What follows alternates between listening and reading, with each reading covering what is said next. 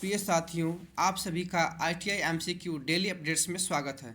साथियों, इस वीडियो में हम लोग ITI ट्रेड थ्योरी से रिलेटेड MCQ प्रश्नों के साथ डिस्कस करेंगे जो आपके एग्जाम के लिए काफ़ी इंपॉर्टेंट होने वाला है। तो चलिए वीडियो स्टार्ट करते हैं। आज की वीडियो का पहला क्वेश्चन है, वर्नियर कैलिपर में वन मेन स्केल डिवीजन और वन वर्नियर स्केल डिवीजन के बीच का अंतर क्या होता है। तो इसके ऑप्शन कुछ इस प्रकार हैं। Option 1 0.02 mm, option 2 1.00 mm, option 3 0.2 mm, option 4 0.03 mm। तो साथियों, सबसे पहले हम लोग वर्नियर कैलिपर के बारे में कुछ समझ लेते हैं। वर्नियर कैलिपर एक सूक्ष्म मापक यंत्र होता है जो कि दो स्केलों के अंतर के सिद्धांत पर कार्य करता है। एक होता है मेन स्केल और दूसरा होता है वर्नियर स्केल। इन्हीं दोनों स्केलों के अंतर के सिद्धांत पर कार्य करता है। तो स्टूडेंट्स, हम जानते हैं कि जो मेन स्केल होता है उस पर जो ग्रेजुएशन बनी होती है वो mm में बनी होती है, और वर्नियर कैलिपर्स पर जो ग्रेजुएशन बनी होती है वो 1 mm से कुछ कम में बनी होती है। और वर्नियर स्केल पर जो टोटल ग्रेजुएशन होती है कुल 50 होती है। जब हम ध्यान से देखेंगे तो वर्नियर स्केल के जो 50 खाने होते हैं वो मेन स्केल के टोटल 49 खानों के बराबर होते हैं। तो इस प्रकार हम सबसे पहले एक वर्नियर स्केल के एक खाने का मान निकालते हैं। तो 1 VSD is equal 1 VSD is equal होता है हमारा 49/50। तो इसको जब हम सॉल्व करते हैं तो वर्नियर स्केल डिवीजन का मान जो आता है हमारा 0.98 mm आता है। तो इस प्रकार हमें पता चला कि मेन स्केल के एक खाने का मान होता है 1 mm और वर्नियर स्केल के एक खाने का मान होता है हमारा 0.98 mm। तो जब हम माइनस करते हैं तो हमारा जो आता है 0.02 mm। यही वर्नियर कैलिपर्स का हमारा लिस्ट काउंट होता है। चलिए अगला क्वेश्चन देखते हैं। क्वेश्चन नंबर 2, छेनी का अनुप्रस्थ काठ आमतौर पर होता है, अर्थात जो छेनी का क्रॉस सेक्शन होता है वो कैसा होता है, ये क्वेश्चन में पूछा जा रहा है। इसके जो ऑप्शन होते हैं, ऑप्शन 1 अष्टकोणीय होता है, ऑप्शन 2 आयताकार होता है, ऑप्शन 3 त्रिकोणीय होता है, ऑप्शन 4 वर्गाकार होता है। तो स्टूडेंट्स, जो छेनी होती है चिजल, उसका जो क्रॉस सेक्शन होता है मोस्टली हेक्सागोनल और ऑक्टागोनल अर्थात षष्ठकोणीय और अष्टकोणीय होता है। तो इस प्रकार जो हमारा इस क्वेश्चन का जो राइट आंसर होता है हमारा ऑप्शन नंबर 1 अष्टकोणीय होता है। चलिए अगला क्वेश्चन देखते हैं। क्वेश्चन नंबर 3, वी खंड का उपयोग गोल बार को पकड़ने के लिए किया जाता है। इसमें एक वी खांचा होता है जो आमतौर पर डैश का होता है। इसके 4 ऑप्शंस हैं। Option 1 30 degree, option 2 60 degree, option 3 90 degree, option 4 120 degree. तो स्टूडेंट्स, जो वी ब्लॉक होता है हमारा, वी ब्लॉक का जो खांचे का जो कोण होता है हमारा वो 90 डिग्री होता है। इस प्रकार हमारा जो ऑप्शन नंबर 3 है वो राइट आंसर है। चलिए अगला क्वेश्चन देखते हैं। क्वेश्चन नंबर 4, पिक पंच का प्रयोग किया जाता है। इसके 4 ऑप्शन हैं। ऑप्शन 1 चिन्हों को बड़ा करने हेतु, ऑप्शन 2 छोटे चिन्ह बनाने हेतु, ऑप्शन 3 केंद्र पंच के साथ, ऑप्शन 4 मशीनिंग कार्य हेतु। तो स्टूडेंट, जो पिक पंच होता है उसका मोस्टली काम छोटे चिन्ह बनाने के लिए प्रयोग किया जाता है। अधिकतर जब डिवाइडर से किसी भी मेटल या जॉब पर कुछ बनाना होता है तो सबसे पहले डिवाइडर का पॉइंट बनाने के लिए हमें जो होता है पिक पंच का प्रयोग करना पड़ता है। पिक पंच का प्रयोग करने के पश्चात डिवाइडर का हम प्रयोग करते हैं। तो स्टूडेंट्स, पंच मोस्टली पिक पंच, डाट पंच और सेंटर पंच होते हैं। जो डाट पंच होता है हमारा विटनेस मार्क को पक्का करने के लिए होता है, और सेंटर पंच जो होता है हमारा मोस्टली जब हम ड्रिलिंग करते हैं तो उससे पहले जो है ड्रिल वाले पॉइंट पर सेंटर पंच का प्रयोग करते हैं। तो इस क्वेश्चन का जो हमारा राइट आंसर है ऑप्शन नंबर 2 छोटे चिन्ह बनाने हेतु। चलिए अगला क्वेश्चन देखते हैं। क्वेश्चन नंबर 5, एक माइक्रोमीटर में मिलीमीटर पैमाने पर इस पर चिन्हित होते हैं। माइक्रोमीटर होता है, उस पर जो मिलीमीटर के पैमाने होते हैं कहाँ पर बना होता है यही बताना है इस क्वेश्चन में। तो सबसे पहले हम माइक्रोमीटर के बारे में कुछ समझ लेते हैं। माइक्रोमीटर के कुछ भाग होते हैं, जैसे फ्रेम होता है, एनविल होता है, स्पिंडल होता है, स्लीव या बैरल होता है, उसके बाद हमारा थिम्बल होता है, और सबसे लास्ट में जहाँ से हम एडजस्ट करते हैं उसको बोलते हैं रैचेट स्टॉप। तो जो माइक्रोमीटर मिलीमीटर के पैमाने बने होते हैं वो स्लीव या बैरल पर बने होते हैं। तो इस प्रकार जो हमारा ऑप्शंस है, ऑप्शन नंबर 1 जो है वो राइट आंसर है, स्लीव या वायरल। चलिए अगला क्वेश्चन देखते हैं। क्वेश्चन नंबर 6, बेंट यानी मुड़े हुए स्निप को किस कार्य के लिए प्रयुक्त किया जाता है? जो हमारा बेंट स्निप होता है उसका प्रयोग कहाँ किया जाता है? इसके ऑप्शन कुछ इस प्रकार हैं। ऑप्शन 1 बर को हटाने के लिए, सीट में छेद बनाने के लिए, ऑप्शन 3 सीट को मोड़ने के लिए, ऑप्शन 4 दो वक्र रेखाओं के साथ सीट को काटने के लिए। स्टूडेंट्स, जो बेंट स्निप होती है उसका प्रयोग जो है दो वक्र रेखाओं के बीच सीट को काटने के लिए प्रयोग किया जाता है। तो इस प्रकार हमारा राइट आंसर है option number 4 is right answer. जो स्ट्रेट स्निप होती है वो सीधी सीट को काटने के लिए अधिकतर प्रयोग की जाती है। चलिए अगला क्वेश्चन देखते हैं। क्वेश्चन नंबर 7, वास्तविक जांच करने से पहले वर्नियर पाठ्यांक को उसके अंकित मान डैश के लिए नहीं लिया जाना चाहिए।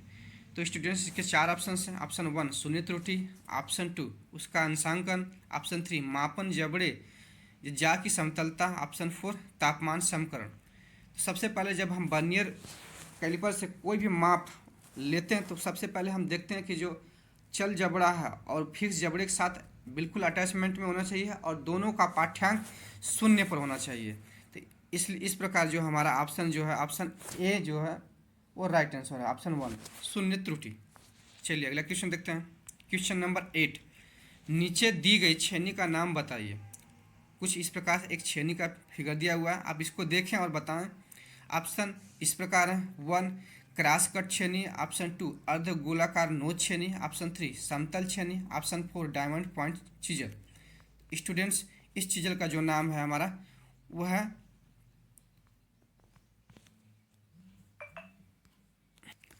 फ्लैट चीजल, अर्थात हमारा ऑप्शन नंबर जो 3 है वो राइट आंसर है।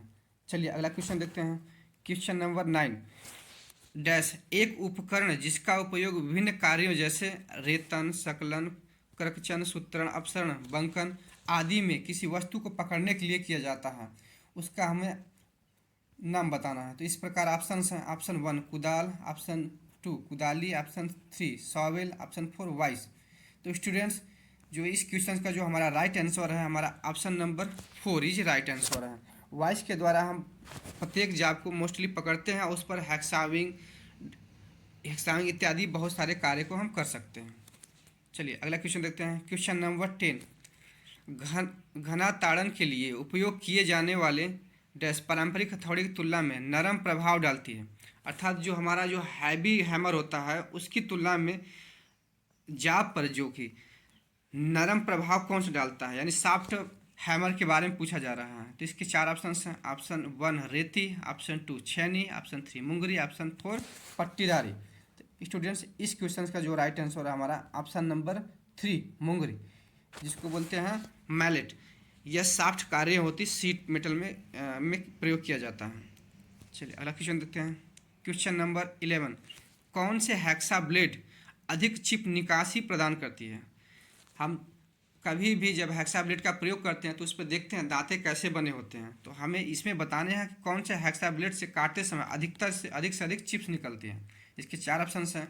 ऑप्शन 1 ठीक पिच ब्लेड, ऑप्शन 2 मध्यम पिच ब्लेड, ऑप्शन 3 मोटे पिच ब्लेड और ऑप्शन 4 कंपित सेट ब्लेड। तो स्टूडेंट्स, इस क्वेश्चन का जो राइट आंसर है हमारा ऑप्शन नंबर 4 कंपित सेट ब्लेड।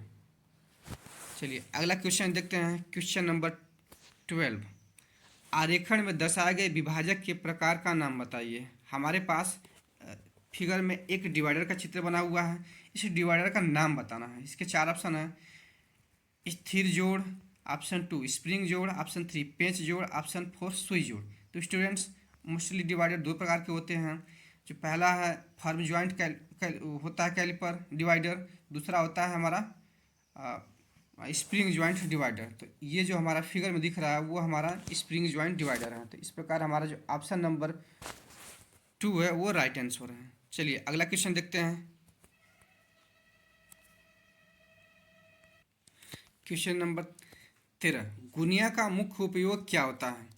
जो ट्राई स्क्वायर है उसका मुख्य उपयोग क्या होता है? इसके 4 ऑप्शन हैं। ऑप्शन 1 सतही परिष्करण की जांच करना, ऑप्शन 2 व्यास की जांच करना, ऑप्शन 3 वर्गकारिता की जांच करना, ऑप्शन 4 लंबाई की जांच करना।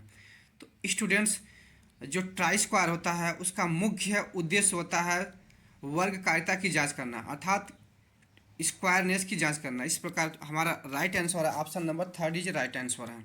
चलिए अगला क्वेश्चन देखते हैं, क्वेश्चन नंबर 14। बेंच वाइज को किसके द्वारा वर्गीकृत किया जाता है?